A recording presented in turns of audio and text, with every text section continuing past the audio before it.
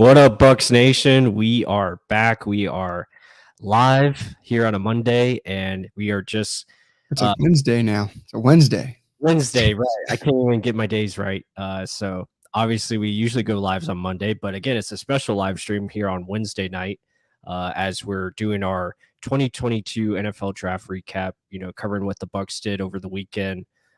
So a lot of stuff to get into. But first things first, I'm your host, Michael Plus. Joining as always, my co-host Mark Ramirez.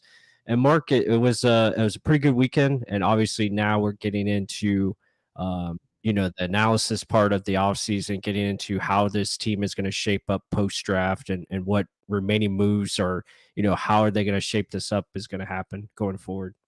Yeah. So overall, big draft class. Bucks moving down, moving up. A lot of activity in the draft. I mean, it was fun to watch during our first round. Look around. I mean, it was cool to see all the teams just trading in general and seeing NFC South opponents who they got. Saints got offense. I mean, the Falcons are what they are. They're just trying to get better all around. Panthers, again, another team, they are what they are. They're just trying to get better. Saints have a formidable defense, especially with Tyrann Mathieu, and now they upgrade with Olave. And it looks like they're running with Winston, but let's see. But on the Buccaneer hand, they trade out of the first, get the first pick in the second round, come out with Logan Hall. We'll talk about him. We'll break him down a little bit.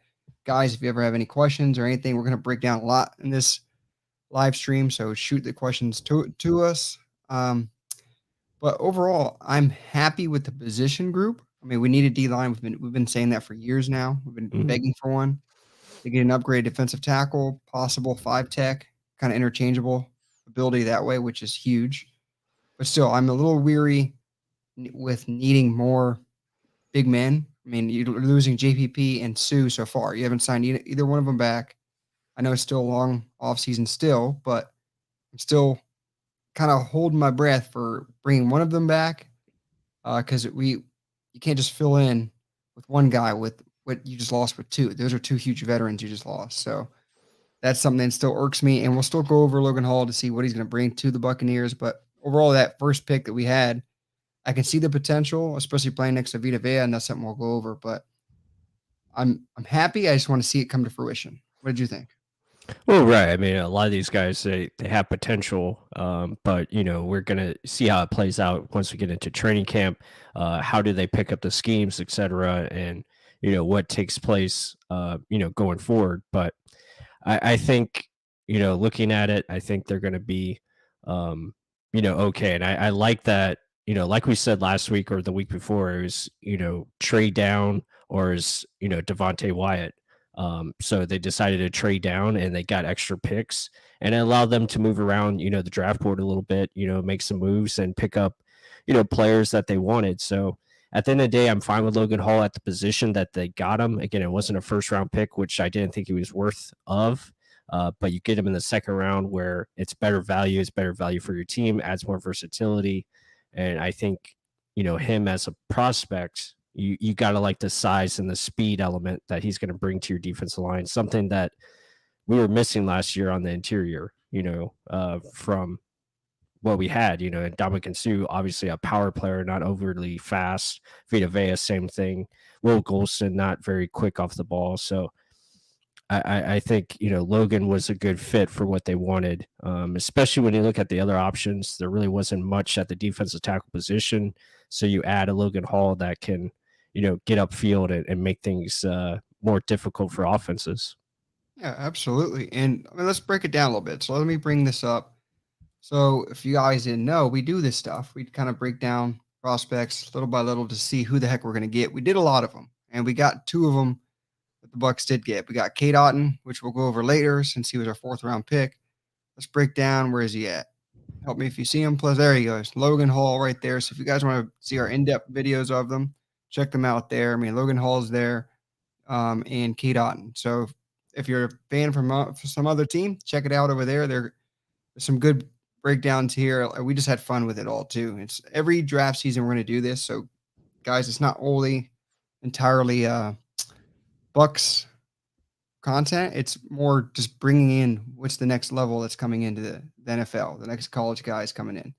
Let's Mm. also break it down. Let's actually look at them a little bit more in depth again. Same video, just broken down differently. For those who haven't seen the video yet, so let's bring this up. Boom. There we are. So Logan Hall, breaking it down. He's this guy right here. Okay. So what is he going to initially bring? It's going to be quickness. It's going to be being able to leverage three technique, get inside because Vita Vea is going to be obviously taking up two. So if Logan Hall has one on ones, he should be able to win those. Correct? Right, and I think that's what they're looking for, especially when you pair him up next to a Vita Vea or have a Joe Tryon Shoyinka, lining up next to him, and Shaq Barrett, etc. You can just use a lot of his versatility and his length, and obviously he's got the traits and everything that you want from a defense. You look at him here, again 92 lined up over the right guard, being able to just penetrate and get in there quickly, get a QB hit. That is something that the Bucs defense just didn't have from the interior position, Yeah. last year, and it's something that they're going to need. And obviously, if he gets these one-on-one matchups, it's something I feel he can, you know, win most often than not. And I think the Bucs feel the same way. So that's where they want to continue to get better at. Yeah. I mean, you look at him, there's a bunch of quick moves, swim moves, just quickness in general. And if he's winning one on ones, we'll take it. The only knock on him is small school, didn't have crazy good statistics, even though it's small school. And the best guard he went up against, the guy kind of did really, really well against him. So it's, but then again, he didn't have NFL coaching. He hasn't really learned how to use his leverage yet because look how high he is on a lot of these plays. Like he's almost jumping up here. You're already high enough at 6'6". You don't need to be doing that. So some of these things can be coached out and just literally zoning in on the good stuff, the quickness, the length, the ability to the motor, everything he does have, and kind of using that to their advantage. I mean, look at this quick little swim move. Whoop. At 6'6", 285, I'll take that. And he's doubled. The running back had to come over there and help. There's going to be no help. He's going to be one-on-one. Vita Vea will command the double, triple teams. He's just going to have to win with that one move. And then look at this. He's got bull rush ability there too. So he's got a little bit of speed, a little bit of power. I mean, he's got a lot of good traits that you want to see overall. And yeah, putting him next to a Vita Vea, I think it's going to be night and day for him. And then even using him in stunt game too. What do you like with that?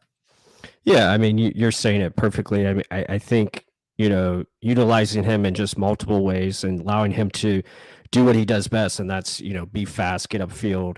He's going to win off the snap, and obviously with just great effort, he's going to give you, just tremendous effort. And obviously, pad level is something, yeah, he's got to work on. And I think that's something that he will get with NFL coaching. I think he's even talked about it himself. He says that's the big weakness I have to work on is getting my consistent pad level down to where I can win more with leverage and understanding, more concepts as far as how to win, whether it's one-on-one or fighting through double teams. Yeah, and the thing is, he can use his length. It's just when he uses the leverage correctly. Because right here, this is using it correctly. Look how he's lower than the guy's helmet. He's forcing him, using the length, one arm longer than two, and just driving this guy back so easily. So it's not like he doesn't know what he's doing. He can put it together. He just has to learn to do it more consistently. And guess what? You're at the NFL. This is your job every day. So I guarantee with his attention to detail, Todd Bowles loving the pick, putting it all together. I think they got something here that they really liked. And let's put it this way: last time we were like, this is iffy. I don't know. Mm. It was Devin White and Tristan Wirfs. So these guys know how to take picks and do something with the talent that's in front of them. And what else goes along with those two guys? Freak athletes with Mhm. size. Logan Hall, same thing. Freak athlete with size. Let's see what they can do. And next to Vita Vea, this line is disgusting. Like Yeah. strong, lengthy, big. What can you say about it? Right. Well, I think the big thing is they're gonna trust their coaching staff, and obviously the coaches wanted this player, so they feel like hey, we can do some things here, clean up some things that are just you know just little things that technique wise that he needs to continue to progress. And obviously, he's young enough, 22 years old, with everything you need from a defensive lineman to be something pretty good. And especially, next to a Vita Vea, who they're expecting a lot out of this year. And to your point about not drafting more defensive linemen, yeah, I was in the same boat as you. I wish they would have, but I think it shows that they're putting a lot of trust and faith into JTS, Shaq Barrett, Vita Vea, those guys taking the next step and being leaders of this defense going forward. And they feel Logan Hall with his addition plus Will Golston and others, they can be good enough to, make things happen. But let's be honest, like I mentioned earlier, it's not Mhm. over. I mean, we could potentially sign another. We could sign Sue back. We could sign some Right. other edge rusher. You never know. I It's a mean, long off season. Yep. like they learned last year with the corners getting hurt. I mean, what if you get one injury in the defensive line? You're Yeah. shit out of luck then. I mean, if Udavea, who tends to get hurt, gets hurt, your whole line is different. I mean, you can't plug and play anyone else, and it's just that depth on the defensive line is needed, and to me, it's lacking. So, like, that's what Emily was over here saying. Do we lose much if we lose Sue? Or is it over here? Sue. So, to me, absolutely. I mean, you just lost a strong veteran, a strong leader, a guy a sound mind that helps everyone around him. He had a big year last year, sack wise.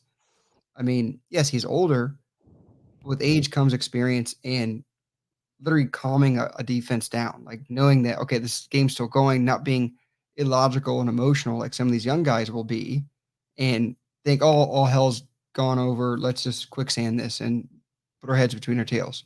Like, Mhm. no, to me, he's a huge piece. And if you can bring him back, you do it. JPP is another thing. I think he was just on the down tail. You could just see the injuries are taking its toll. Mhm. I mean, what's your take on Sue? I really like Sue, and obviously he's been productive with us ever since he came in. So, especially the last 2 years, Super Bowl year, I thought he was outstanding. Last year, I thought was his best season as a pro, and that was him, playing on a torn PCL or whatever it was that he had. He was, hurt, and for him to be out there every game, just shows the kind of professional he is. I think from a leadership standpoint, I can see your thoughts there as far as, yeah, definitely would like to have him back. If he does come back, it'll probably be, in a more he'd be in more rotation, which I think is great for him.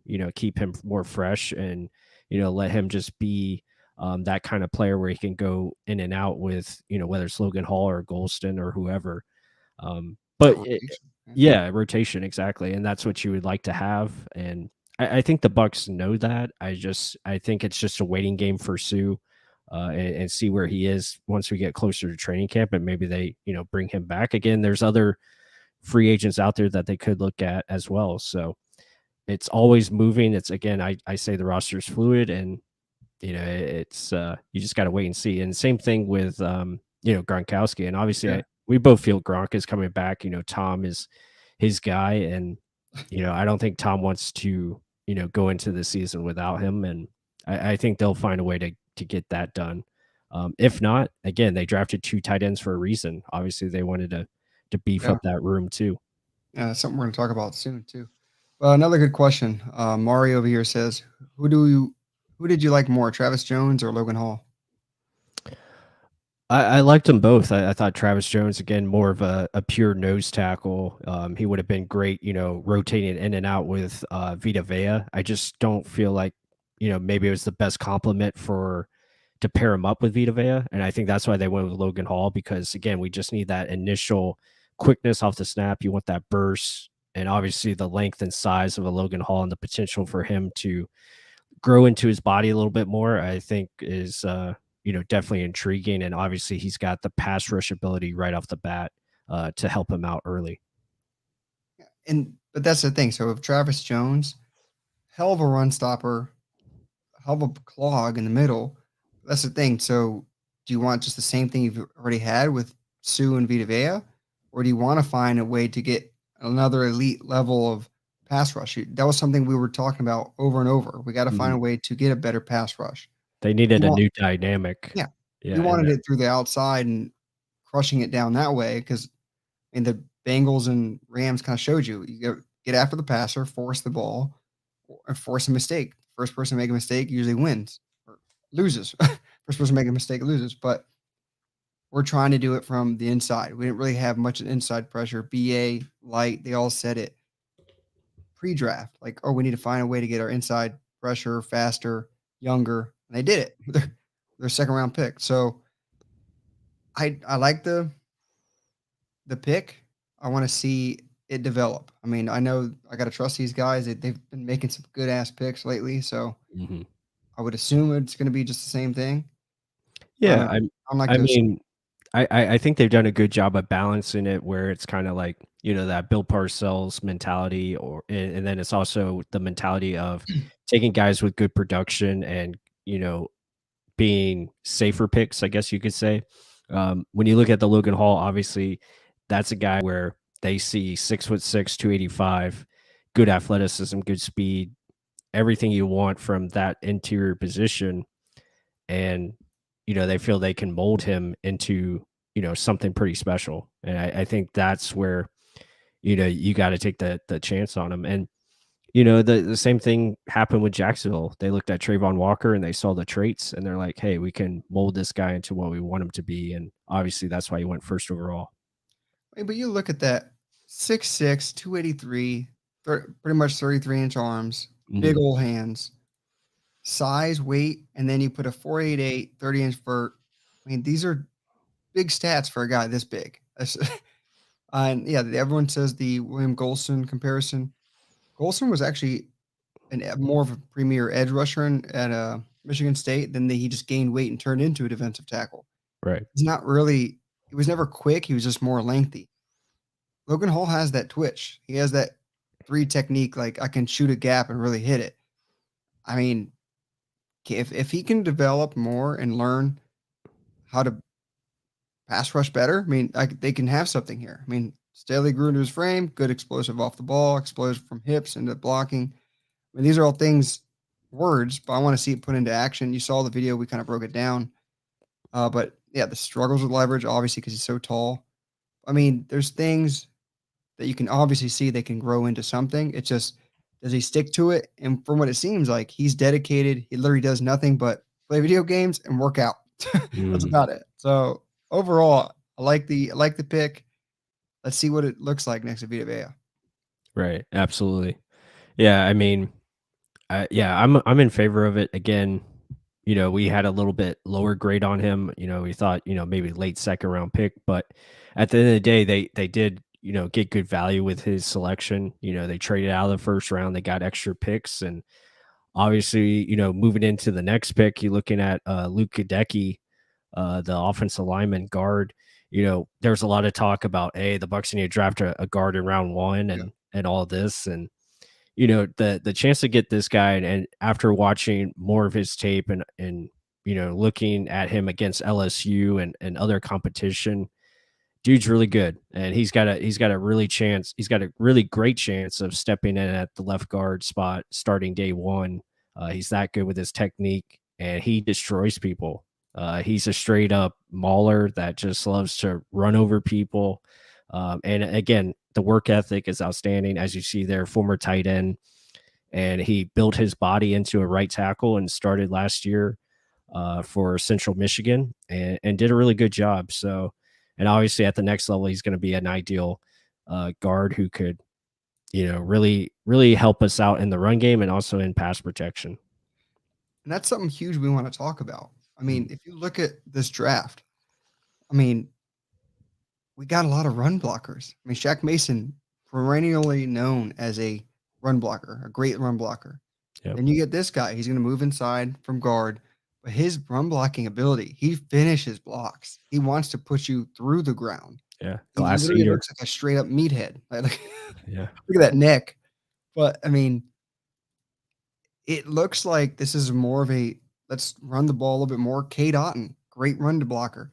Kieft, great run blocker. We'll talk about Hmm. him later. So, are we trying to get a little bit of the stress off of Tom Brady and getting in these guys that can run block and get that play action to work a lot more? Hmm. Are we going to see a little bit of a change with Todd Bowles at the helm? I mean, everyone keeps saying, "Oh, Leftwich is the new OC." He was always the OC, and he was never really not calling plays. It was just in communication with BA. I'm still thinking BA is going to have some little tidbit, but we'll see. I mean, they drafted a lot of good run blockers. Hopefully, they get to use them. I'll put it that way. Yeah, I think with Todd Bowles' first draft as head coach with the Bucs, it's obvious in my opinion, and I think you agree that they're definitely trying to get more physical and play a physical style on both sides of the ball, especially with more involvement from the run game. They drafted another running back in Rashad White, who we'll talk about.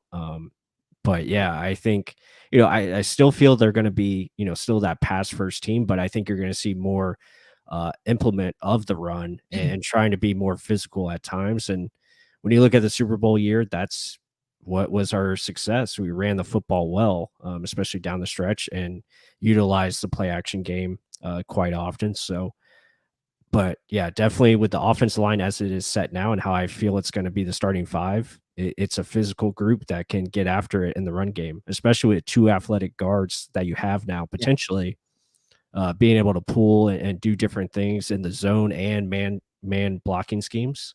A lot of good things. And now you added two really good tight ends that can block that we haven't had here on offense outside of Gronkowski. Now you have more blockers to help Gronk be more of a receiving type. Yeah. It Think about frees that. him up to be even a more of a mismatch. So really it puts more stress on the defense that you're facing, and it's going to help out this offense be more safe with Tom Brady and help him from getting all these hits. Yeah, because think about that addition, subtraction, like equation just happened. So we lost OJ. OJ was a pretty good receiver, okay blocker. Cam Right. Brate, not a good blocker at all, good receiver. You just bring in Cade Otton, who is a great blocker, full effort at blocking, bigger dude, and he's an okay receiver. And Kieft is just a big boy blocker. Like he pulls Yeah. his pants up and does some blocking. So Yeah. I Fullback mean, tight end hybrid. right? Yep. So the thing is, that's a huge point you just brought up. Having Gronk used more as a receiver than blocker. I mean, And Cam Brate as well. huge, Yep. huge. I mean, still, we mentioned 3 tight end sets 2 years ago, last year. You can still do this now with the 3 that you have. I mean, they're all ability to catch the ball. All of them can block now, besides Brate is not the best blocker. He gives effort, but that is humongous. You don't have to rely on Gronk to be in line so often like they had to do so often last year Yeah. because And of that piece. I'll just add to this and then we'll, move into the other picks. But, Yeah. looking at it, I really think they've looked at their matchups against the Saints and they know they have to run the football more against Oh, them yeah. because their secondary is just so loaded. It's so good. Obviously adding Tyrann Mathieu and they match up so well against us. And also a problem was the pass protection. And now you have the ability to max protect against them and find ways to create things for Mike Evans and Gronk and others where they don't have to stay in to, block all the time or do different things. So yeah, I think they're looking at that matchup and they know they have to become a more physical team up front to, ultimately beat them and capture the division. And guys, you guys are blowing up the chat. I love it. Keep it up. I mean, I'm trying to keep up with you guys. Yeah, yeah. Again, We're just a a little lot of ahead, great but stuff, and yeah, and good and conversations. speaking of that, be sure to like, comment, and subscribe. We appreciate all the support. Check out our YouTube channel, like we were showing earlier. Again, this is Real Bucks Talk live on YouTube. If you're new here, go subscribe to the channel. It helps us out tremendously. We're trying to get to 4,000 subscribers. We're almost there, so again, we appreciate everything you guys do for us and just joining us here talking Bucks football or NFL in general. Again, we're not, shy to talking NFL as well. So it's not just the Bucks. And now we went from second round pick from a guard to replace Ali Marpet. Also, again, let's give Light his credit. Mm, Last time they did second round picks that were offensive linemen, it was Donovan Smith and Ali Marpet. pretty good. Pretty damn good. Pretty damn good with offensive linemen in general. I mean, he was a former offensive lineman too, so I guess he knows a little thing about it. So, hey, we have to assume he's going to be good. Moving down the line, now we got our third round pick, who to me I was like, oh crap, we did it. A running Oh, back? Oh oh, no, not that here, one. yep. Here, let me That add one. it. There Oh, we go. I Oh, had there it is. it. Boom. Little Right. technical. So we get a running back, Rashad White, 6', 215, just about big hands again. This guy's story is pretty damn awesome too. I watched a little thing on him. Look at that vert, 4.48, just made the 4.4s, but he's got ability to make you miss, like tight spaced little shifty moves, can jump over you, get around you, and his best ability, his hands. He can catch out of the backfield. I remember texting Plus during the draft that Brady's just shaking his head like that Jack Nicholson gif. He's like, Yeah. "Oh yes, I got a man that can catch the freaking ball now," and that's going to be his biggest trait. I mean, Lenny Fournette may be the number one, but this dude on third down or just rocket backfield, get him in the game somehow. Get those hands on display. I mean, I know Gio Bernard's still on the team, but this guy has potential to eventually take over, and it's crazy. Now we're actually kind of loaded in the running back room. You got Fournette, Yeah. Keyshawn Vaughn, Rashad White, and Gio Bernard. So that's going to be a loaded room. It's going to be tough to see who makes it. But what did you think of Rashad White?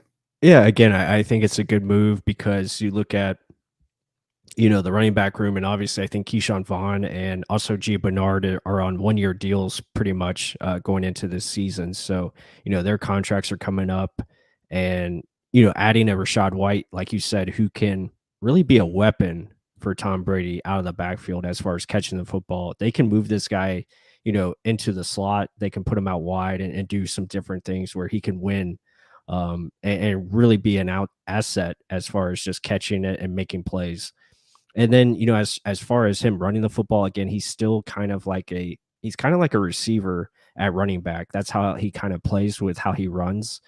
He can make people miss. Obviously, his game is getting out into space, and at times he tries to do that a little bit too much as he tries to go outside a little bit, too often. But again, that's his game. That's what he likes to do. Very good, outside zone runner.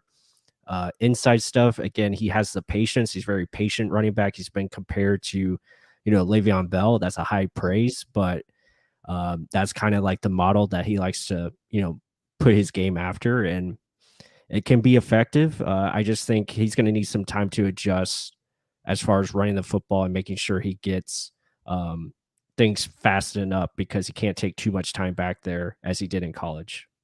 Yeah, but in similar to Fournette in the open field, he's pretty damn good. Once Right. he's out there, once he's hit his gap, but he's really good at vision. I mean, Yeah, he yeah, does have good it's vision. very good vision to set things up. But the thing is, right at the line, I feel like he stutter steps. He doesn't just go right through someone. He's more looking to elude you instead of go through you. Maybe that's Yeah. something with coaching can kind of harness that and say, no, this is NFL. You got to make a quick decision Mhm. and go. There's no setting things up. There's no, I'm going to shake everyone because you can't. Everyone's just as fast as you or faster and they can hit. So, I mean, getting used to the speed of the game, but his hands are going to be huge. I think they're going Mhm. to be huge in Yeah. this. And like Emily said, and yeah, tall Florida guy, same thing. This is Brady's James White. Love his catching ability. And look up on YouTube, or we're going to have our film study of him coming out soon. Mhm. He can catch, he can make you miss. I mean, a lot of, like I said, jump over you, go around you, and he's hard to bring down. Good contact balance. Like he could eventually be a pretty damn good weapon. And that's, again, even better for Brady to just laugh, smile, and say, "Oh, this is not Yeah. open here. Dump it down. Pick me up 5 to 10." Yeah, and I know there's a lot of criticism, after that pick was made, maybe it was a little too early, maybe it was too this, but again, you're in the third round, you're almost to the fourth round, and you look at the running back that he can become. I think it's really, and Jason Light said he's like, the value is higher for this guy because he has the potential to be a 3 down back. He can catch the ball, he can run it, and obviously pass protection. He's willing enough to do it. He just needs to work on his technique a little bit there. But again, he shows effort in that department. And 3 down backs in this league are hard to find. And if you can get one, obviously you want to hold on to him. That's why they held on to, Leonard Fournette. And it just adds more to the running back room, and it gives more depth at a position where you're going to need it because, like guys have said here in the chat, injuries happen and you're going to need running backs at times.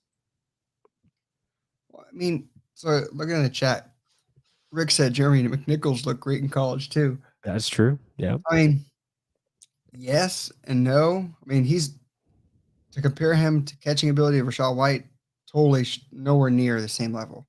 Size wise, Jeremy McNichols really small. I mean, the size that Rashad White translates more. I mean, Mhm. McNichols had to gain some. I mean, he's never going to get taller. So, Yeah. I mean, Yeah. those are Rashad things. just, And then just the mentality and commitment to the game. Nichols didn't have it when he was with us. yeah. Why didn't really make it. And Yeah. let's see, Rashad White, they're going for a certain type of guy, a certain mentality that love the game.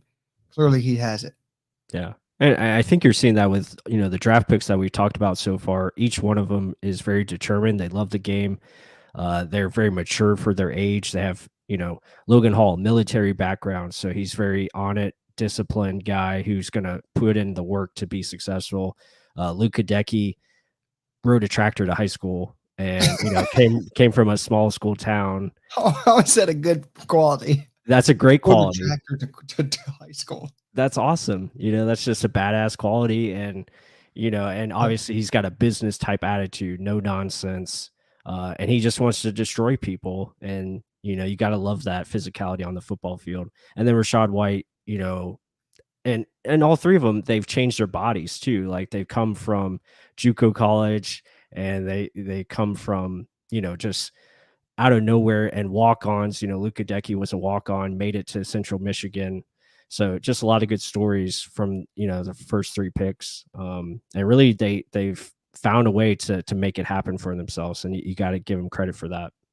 Yeah, that's it. Like even John Spytek said it. They're looking more for a type of man than a player because they can teach football. It's more, is that guy good enough to be a Buccaneer man? And that's something, a huge quality they're finding.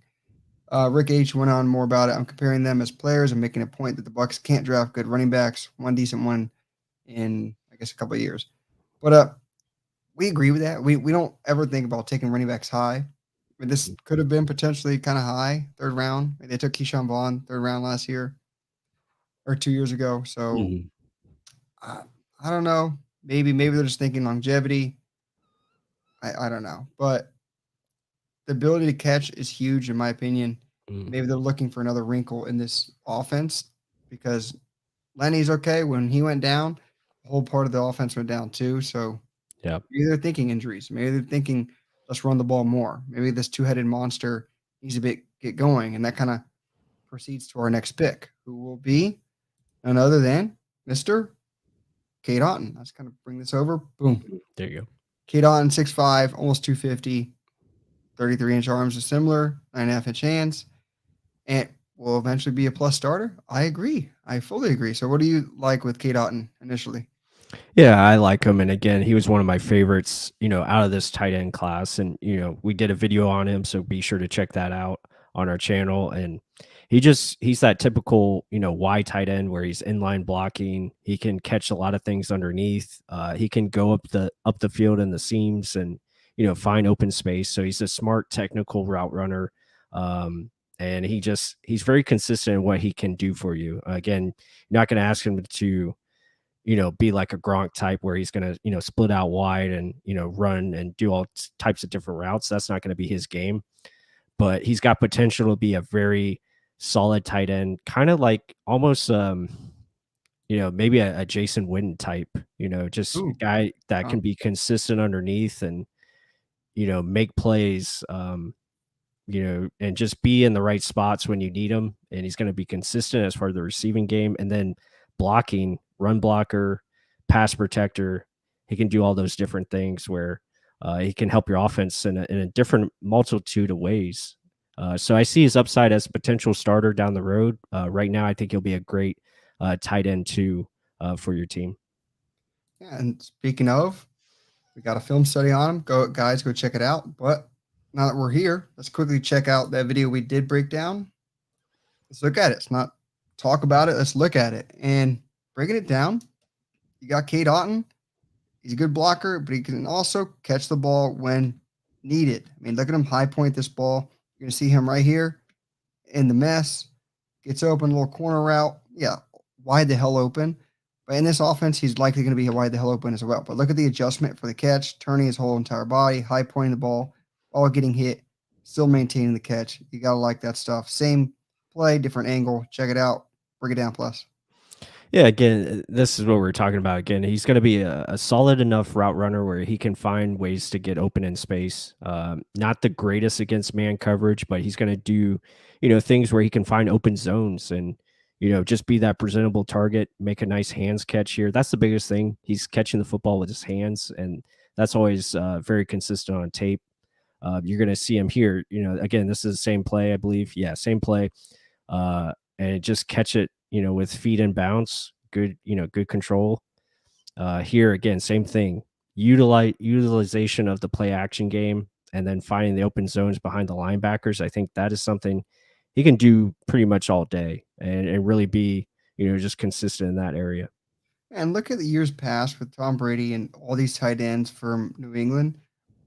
I almost think, did Tom Brady have a say in any of these picks? Like saying, "Oh, let's get back to this. Like bring a little sprinkle of this," because I remember the Scott Chandler days, the Martellus Bennett, along with Gronk. I mean, they just had these bigger guys who just presented a target and would just get open. I mean, it's a lot easier to see 6'5", 250 than 6 foot 5'11". So with all these speed guys, but give me a guy that can body up, get open, and just come back to the quarterback and present just like that. I mean, things that are simple you would think would be obvious. Maybe we're bringing a different wrinkle to this offense. And look at that, sitting in zones, just turning around right here. Whoop. The Bucs run stuff like this all the time. Mhm. And a guy that can kind of run it like this, dependable hands, good blocker, I'll take it, especially on Sundays. Yeah, and this is something they've needed in the past, especially like I said, when you're going up against physical defenses like the Saints, you need bigger bodies in there that, can find openings and make plays. Here, coming on a down block, and then presenting an option for your quarterback. So little plays like this and catching it in tight windows as well. That's important. Being able to make those contested catches. But like Bark said, it's giving Tom Brady just a bigger option to see and really get, necessary yards, whether it's first down or just getting 5 yards here and there. And he's a heady player. I mean, here he's blocking. Check this out. He's blocking Aiden Hutchinson. Should have been first pick, but it is what it is. Gets a little screen, tight end screen. The Bucs love doing that maybe once a game, but still, now you got a second guy that can do it. Break tackles, sure-handed. I mean, a lot of things to like. And now more blocking. Check this out. Sit the hell down. Get the hell out of the damn way. Like, I like it. I like it a lot. Yeah, run blocking is, again, he has the technique already there, and he just loves to do it. I mean, it's an effort thing for him, and he just continues to move his feet, which is great. And you see it here, just continuing to push the guy, and he slams the guy into the ground. Again, excellent execution here now in space where he can do some different things. You could utilize him as a potential fullback out of the backfield. A lot of things you can be done with him. Now here, holding up Aiden Hutchinson again on multiple reps. Well, now he's going up against a Jabo there, but again, good job there, just holding his ground and finding lanes.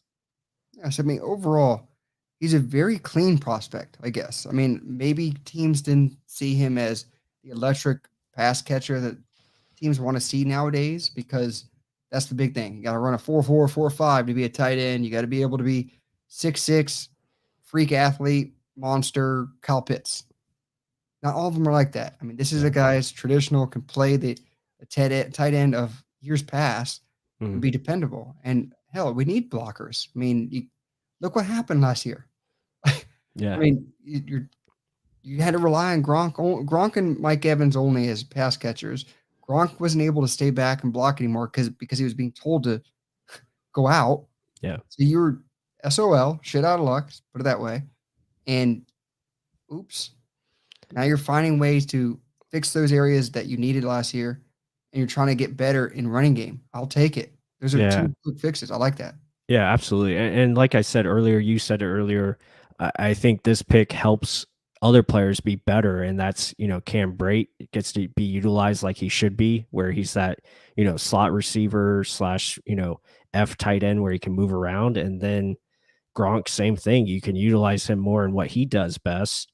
And it's just better for the offense because you have a guy like this. And I think it was a great selection, especially in the fourth round. It's great value. I know there's a lot of thought about taking a tight end earlier, but I think getting Cade Otton, who I thought was one of the better tight ends in this class, in the fourth, that's tremendous value pick, and I think it's going to be a good one.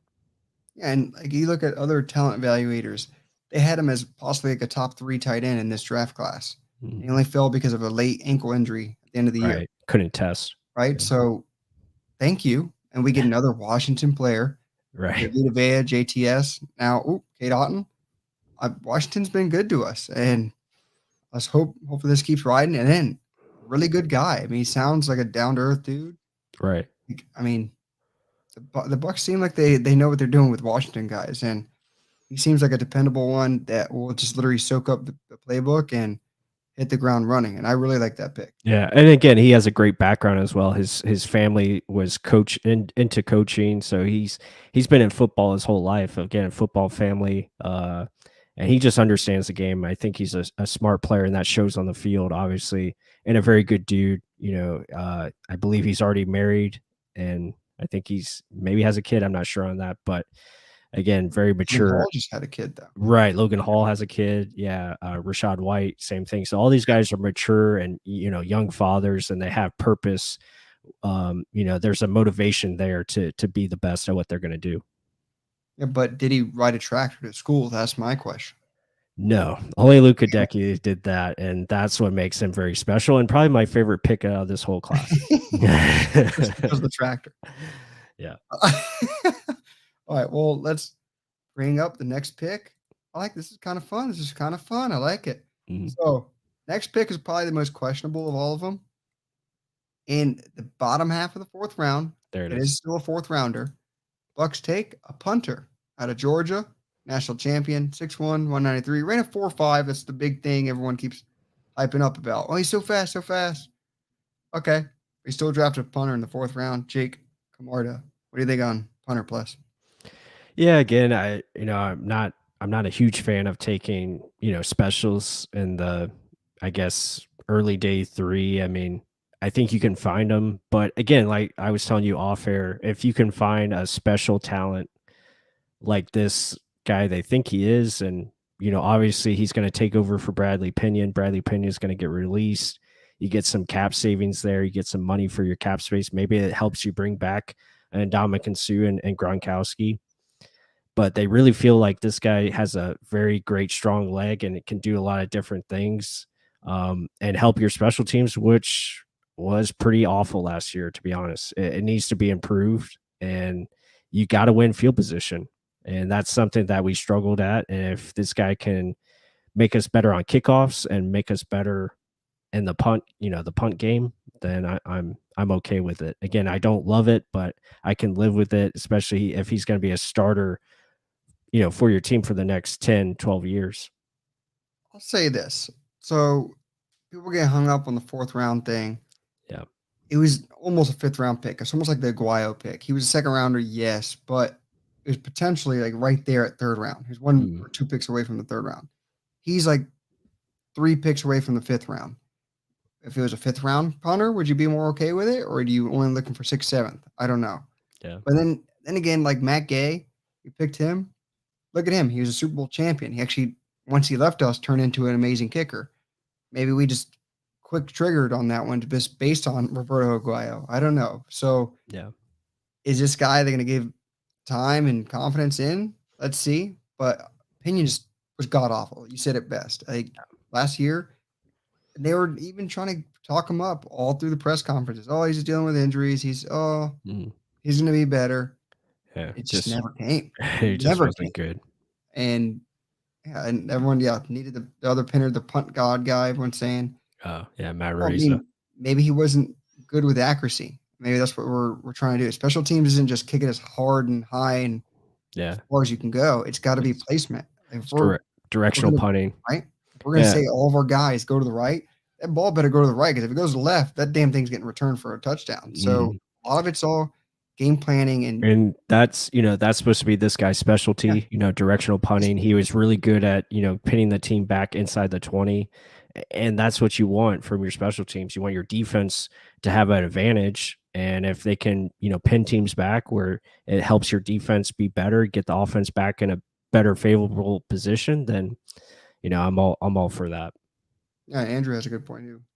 Yeah, I heard Keith Armstrong on here was pretty outspoken on special teams guys. Mhm.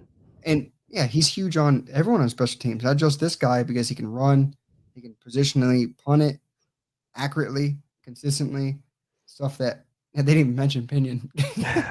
But like I mean, I hope for God he's right on Jalen Darden. I want that guy to yeah, succeed so bad, and he was saying a lot of it was blocking, and that could be the case. But I hope he really steps up his game and comes into fruition. Especially again, he was another fourth round pick, so hopefully he and traded bring up for third round. right exactly. So yeah, 2 fourth round picks on special teams that really need to step up their game, and hopefully that happens. Hell, he could be cut after this year based on how loaded the wide receiver room is. It is very loaded room. I mean, Yeah, I said it on another podcast. I don't think Johnson, Scotty Miller, or Darden they're not safe at all right now. They're gonna have to earn everything.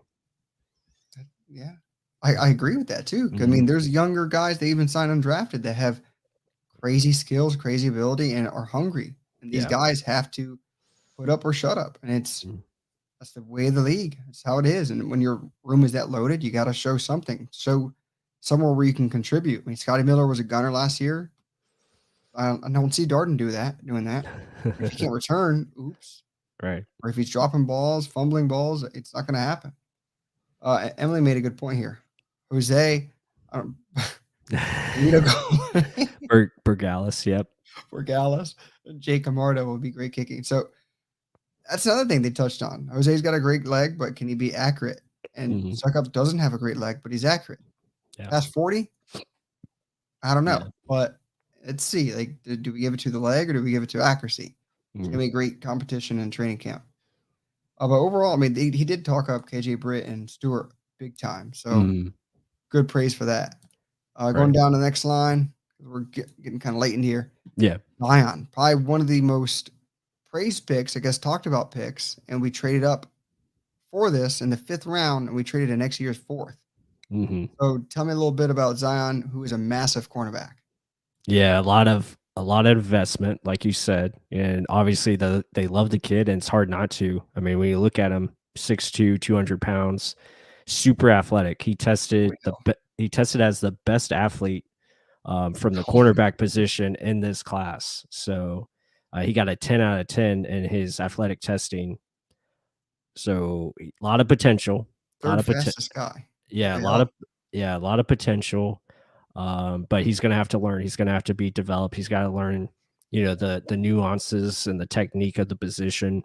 But I like it. I think it's great to have him as CB4. Outside of our top three guys, and he's going to bring competition. I think that's the great thing for him. And obviously, again, he fits that Buccaneer mold. Again, great human being, and just loves the game, and he can do a lot of different things for your team. And yeah, that's where he's going to show up on special teams as a gunner. You couldn't say enough good things in the strengths, premium size, and football intelligence. He's a team captain with loaded with intangibles, That says it all right there. right? Adequate hip flip for a big corner at 6'2", 200 pounds. If you have any hip mobility, you're amazing. And then Yeah, you time this way. That is yeah. insane 3-cone. Insane. Like that's that's crazy. Mm, And then 40-inch vert, 4.3. Like that's and he projected rounds 3 and 4. And we mm. get him in the 5th round with a trade up. And Yeah, like and a lot of people talked about how did he fall to the fifth round. Again, it was mainly the competition he faced. Again, lower level, competition. But again, it's still football, and he still made a lot of plays, had a ton of production. And it's going to be just little things where how fast can he learn the scheme? How fast can he learn the system? Learn the speed of the NFL going up against bigger, stronger, faster receivers where he's not the biggest guy on the field. And obviously he won't be the fastest either. So, that adjustment is just going to have to take place. But I like it. I love it for the future because especially you need a corner with, the contract situation of Sean Murphy Bunting and Jamel Dean. They don't have contracts after this year. So it's good to have a potential starter down the road to go with Carlton Davis. and again, what you see about the guy, the man, not just the player. Like instinct smart, Mhm. he's a good guy. And literally he looked ecstatic about being drafted like ready Yeah. to go, ready to rock, and anywhere to contribute. They're going to Mhm. try him out at punt returner, gunner, Yeah. learn the system, just be a contributor. And And not to mention he's got inside and outside versatility to play yeah, in that slot and at, on the outside. So I think that's great. Obviously, ideally we both I think see him as an outside corner. But it's just great that, I think it was an excellent pick and it was well worth, trading up and getting this guy. eh, like when I heard it, I was like, oh, is this, who did I compare him to? Because what was I doing? I was like working on the shed or something. Mhm. Uh, who did I compare him to though from last year that we took? I was like, oh, is it like this? You go, oh no, way better production. Oh, Chris Wilcox. Yeah, no, Yeah, I was like, is that that Chris guy. Wilcox? Yeah, no, Wilcox was drafted in the 7th, and yeah, didn't have this type of skill set or size or production. Yeah. Well, I mean, let's see. I mean, we Mhm. trade up for this dude. All the traits are there. Supposedly he's really good, coachable. You hear nothing but good things, but let's see. Let's see what happens. I don't think we're gonna find tape on him. So if you're looking for a film study, I doubt we can Yeah, do it. I'll try to dig in the deep archives, but Right. yeah, I doubt I can find it. I'll do my best though. But We do have tape coming out on yeah, most of the other guys though. especially on this dude coming up next, your sixth Oh, rounder. yeah, This is I think he's gonna be a fan favorite. absolutely. Kieft. Give me a little breakdown on Kof.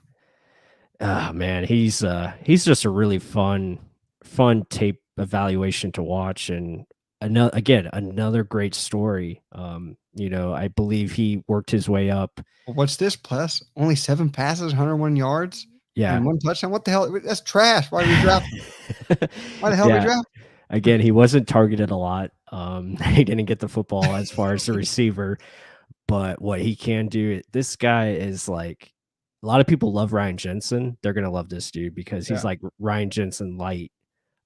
But just yeah, plays the whistle till it's echoing, like he plays through it, and he's just dominant on the field as far as a run blocker and pass protector. Pass protector, he's probably got to work on a little bit, but run blocking, when he's just going forward and getting after people, he puts them into the ground, and it's just a lot of fun to watch. And yeah, I can't wait to share that film study with you all. I mean, breaking him down in his high school, he was a quarterback, linebacker, Right, running back, former quarterback, yeah. everything, and he goes to Minnesota, comes a tight end just to block, and, like, you see all his fellow teammates, quarterbacks. I wonder what Antoine Winfield and Tyler Johnson are gonna say about him, but they're Mm, like, hell of a good guy, good teammate, loves the game, literally will be in on everything, like, God, like, another great pickup of a man, like, not yeah. just Helps your special football teams player. too. Yeah. Yeah, and So just can oh, add on it. no, yeah, I was just gonna say special teams, he's gonna help your goal line offense, your short yardage situations where they can use him as fullback or a tight end, pass protection. Again, it's gonna allow other guys like Gronk and Brake to do things that they love to do, which is doing the catching. And yeah, I mean, he just brings that attitude and mentality to your team. Kind of like it's almost like Alan Cross, who we used to Yeah, have, but this a guy's big just Alan Cross. yeah, this guy's just on another level. Again, he's all of 6'5", 260 plus pounds, and he brings the hammer when he comes to play, and it's just yeah, really fun watch on tape. And think about that wrinkle. So you have a jumbo set with Gronk. Say we still got to sign back Gronk, but Gronk, O'Keefe, Cade Otton. You have 3 tight ends all on that one side that can all block, can run you over. Yeah, Good luck. And then say if we do a play action, holy shit, you overcommitted to that one side, and right. one of them slips underneath and catches a ball. It's Yeah, just another and team captain. Andrew's right there. So yeah, great human being, and I recommend anybody who didn't see like his little draft video call that he had with his family in the garage. That's I mean, it just shows you how down to earth guy he is, and it was just really special to see that with his family, and obviously very excited to come to Tampa. Yeah, and then Eder 17. Hope he's better than Vitali. Yes. So this is one thing. Danny Vitale was mainly a fullback. He's playing in the backfield. Sometimes he's mainly playing on the line Yeah. and blocking like for real. This Vitale guy, was more he could yeah. catch the ball. He ran kind of fast. This is a different animal. Yeah, Kieft is like an extra offensive lineman, Yeah, so it makes a lot of sense for the Bucks because they like to do a lot of six-man offensive line sets, and you can use Kieft as that extra guy in your offense, but also gives you the versatility to have him drop out and go for to catch passes, and he can do that. So I think that will be another wrinkle to look for as we go into or go into training camp, I should say. and another fun fan favorite guy to watch, Yeah. and just to see him kind of grow and hopefully find a roster spot. And then we go to the last and final pick. They pick up an LSU, Andre Anthony, outside linebacker. He had a couple injuries to go throughout his career, and he's coming back 6'4", 251, but he is athletic. Ran a 4.6, 40. Coming back, it's the potential they're looking here. It's the seventh round. Go for traits. Go for possibility of making the roster. And look at his stats. Last year, SEC football, he had 3.5 sacks in 3 games. The year before that, 5.5 sacks. So, I mean, was that his breakout year that he's going to have? Then he got his ACL tear. We'll see. I mean, he's healthy now. He's going to be ready for training camp. Let's see what he can put together and try and make a roster. But I mean, I like the potential of this pick. Right, yeah, he's got good length again at 6'4", a little over 250 pounds, and he ran a 4.6, recently just coming off of that ACL injury. So obviously he's a very hard worker, and he puts in everything into this game, which is awesome to see. Very committed. Again, an older rookie. He's 25 years old already, so he's very mature for his age. Another leader from LSU, and obviously he knows Devin White, and they talked a lot, about leadership and taking over the team. So yeah, yeah, there you go. But yeah, I like the pick for the seventh round because it's a high upside guy, and also it's a position that has opportunity at the edge spot where he could maybe beat out a Cam Gill, or maybe just make the final spot of the roster and play special teams as well. So it'll be interesting to see what he does. If not, obviously a candidate to develop on the practice squad going forward. I mean, overall, I mean, look at last year. Some of our picks, they just didn't make it, right? I mean, but Mhm. you want to go based off of what potential they could bring to this team. And again, this is a guy that they thought was part of something that can fit in this team, and let's see what he can bring. It's the traits that they kind of looked at.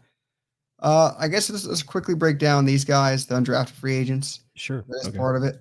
Mhm. So Bucks had 3 receivers among 13 undrafted free agents. So a lot of small and fast guys. I mean, Jareth Stearns over Mhm. here, just a 1 year kind of breakout type player. Tons That of was a pretty, production. yeah, pretty big year, but only 5'7", 4.58.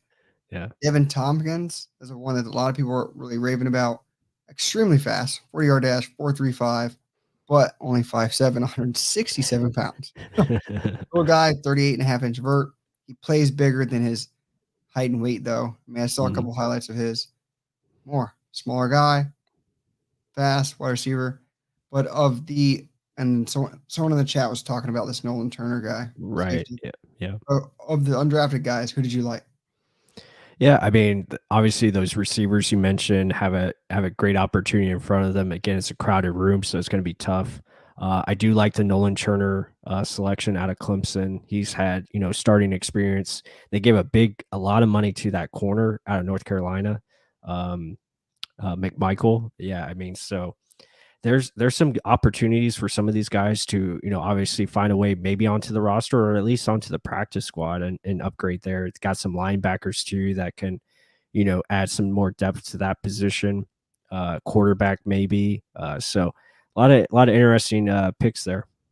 Yeah, I mean, it's gonna be tough. Let's put it that way. It's gonna be Yeah. extremely tough. You always root for the underdog, but with how stacked this team is, it was stacked last year, it was stacked the year before. Undrafted free agents, you got to show up something like out of the ordinary, and especially the wide receiver room. I mean, what if one of these guys does I love push? I this. mean, Jalen Darden. Think about it. I'm five That's seven. This gives me hope. that's great. Hey man, never give up on that dream. Never say never. Never say Yeah. die. Yep. Yeah, it's awesome. Yeah, so I mean, overall, draft grade, I would probably give this one I'd probably say like a B plus. I think they did a really good job of just, finding guys that fit the mold, fit the schemes that they're looking to build upon, and obviously give more depth and build for not only this year but future years down the road. I think it was a really thought out and solid draft overall.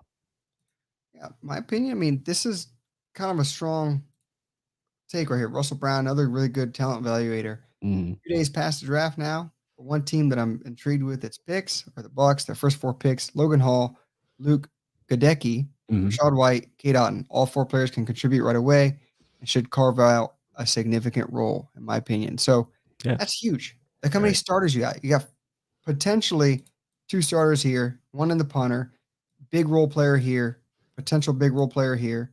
Yeah. I mean, 3 starters and 2 other role players. Mm. That's a pretty damn good draft when you look at it in that way. So Yeah, yeah. B plus is a good grade to me to give it to it.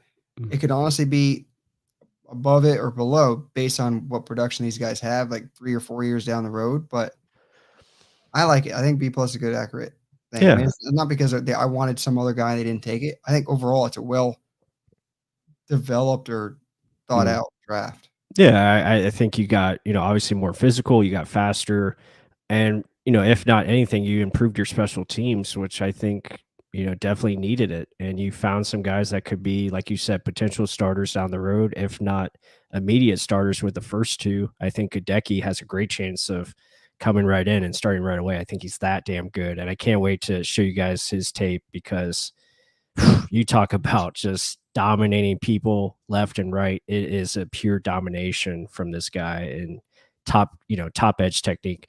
But anyway, guys, I hope you guys enjoyed it. Again, we appreciate everyone that was in here. I think we had over 30 people here in the Oh chat. yeah. So that's awesome. We appreciate all the comments and support. And like always, be sure to go like, comment, and subscribe. We appreciate it. We need it.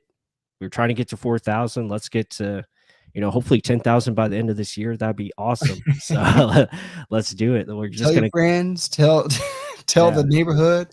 yeah. Just tell Hopefully Tom can thank everybody. us for that too. Yeah, just tell everybody. And we're trying to just continue to pump out more content for you. I feel like we're just getting started. So we love it. We love the Bucks and obviously talking NFL. So with that said, I hope everyone have a great night. Go Lightning. I think they're still winning, so that's awesome. Hopefully tie up the series. And everyone have a great week. And until next time, see you then. Go Bucks.